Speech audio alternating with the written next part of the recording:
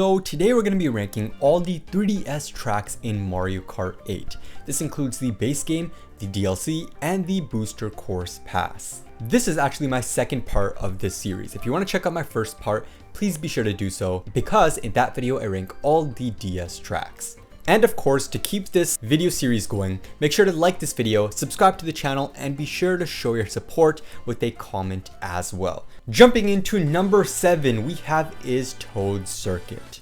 First off, let's start off with the good things about this track in this game. So honestly, the Toad balloons, I know they're in Mario Kart 7 as well, but they look very charming in this game, and I love them because they're a unique asset that are not seen in other tracks. And now for the critiques. The graphics. I mean, just look at this, you guys. This has to be the most underwhelming track in the entire game, and it doesn't even compare or come close to the other circuit tracks in this game. Yes, you heard me right. I even like DS Mario Circuit better than Toad Circuit, man. It's just not good. Discord member Ian says that the music is a banger, but the rest of the track is not good at all. It's kind of a flop. Gliding into number 6, we have is Rock Mountain. Let's start off with the good stuff about this track. First off, I want to mention the cave section, which is my personal favorite part of this track. I also like how gliding heavy this track is. I believe it brings a different playstyle, which is always a good thing in this game. And now for the critiques. There's not much good stuff about this track, to be honest, in this game. So the graphics are below average, and it really embarrasses the game's legacy. I mean, come on, they could have easily put in so much extra work on these tree textures. They look ripped out of Tour, which is not a good thing in a console game.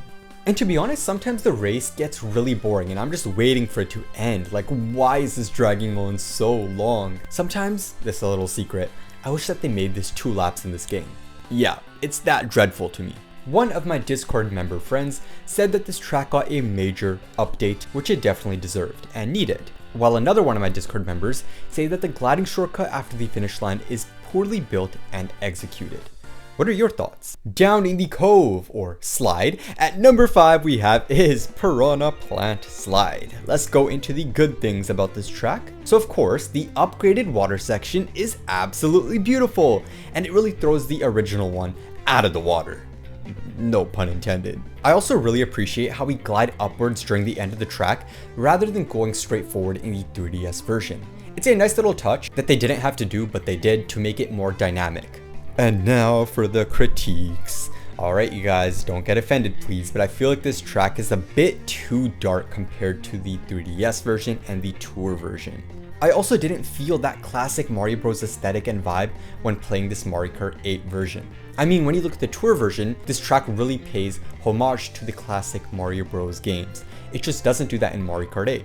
It also does a tad bit too much with the graphics, which makes me feel that they forgot about the Mario Bros aesthetic of the original track. One of my Instagram followers said that there's nothing really bad about this track, but if they had to choose one thing, it would be that they could have taken better advantage of the anti-gravity mechanics, and could have created a more wacky and fun track design. Definitely have to agree there as well. Racing into the city at number 4 we have is Neo Bowser City. Gosh, I love that name. So first off, I'm really obsessed with all the glowing lights in the nighttime environment. It really clashes so well and gives me major Singapore Speedway vibes, which is a huge W because that city track is one of my all-time favorites. The rain on this track is like no other and really makes this track super iconic and unique. This track uses so many physics and executes them super well, especially all the gliding sections. I'm a really big fan of them. And now for the critiques. Or critique, I should say. Sometimes this track feels a bit too squishy and congested. Discord member Toad Duck says, Neo Bowser City is one of the most divisive tracks in this game. Some people hate it, and some people love it. Like me. He says that it has good aesthetics, a good layout, and good music, which is the perfect way to summarize this amazing masterpiece of a track. At number 3 we have is Music Park. So let's state the elephant, or note in this room. This bubbly animated music note is what keeps this track so fresh and memorable. It causes waves on the racetrack and makes for a fun enemy. The music instruments spread across this track is executed in such a wonderful way, and a smart way as well. Honestly, there's nothing that I really dislike about this track, minus those nasty, annoying, unnecessary piranha plants at the end. My elite minion member Comfy Pastel says that they love the extra attention to detail, like the pianos playing as you drive over them and the enemies bopping to the music. And now, at number 2, I know this is going to be controversial, but hear me out. We have is 3DS Rainbow Road. Putting this track up here is pretty much self-explanatory, but here's some other things that I like about this track. The vibrant colors, the music overhaul, the track textures, sound effects, planets are all such amazing assets in this track. There are definitely some moments though in this track where it felt a bit too long and dragged on, but the beautiful playstyle really made up for it. So yeah, there's not much else to say about this track because everybody loves it and there's not many negative or positive things to say about this that are that unique. Which is why we're moving on to number 1. DK.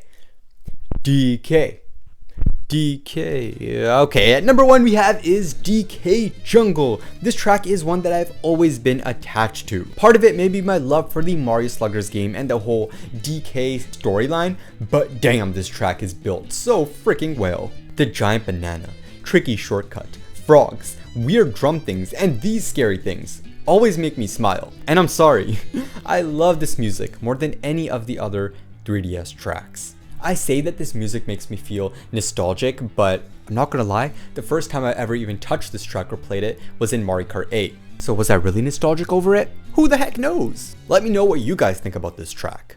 If you would like to be featured on my next rankings video, make sure to join my Discord server, link in description, follow me on Instagram, link in description, message me on Twitter, link in description, or even Reddit. Like and subscribe for more list videos, and I'll see you guys in the next one. Stay fresh, stay hydrated, and keeping awesome. Bye bye!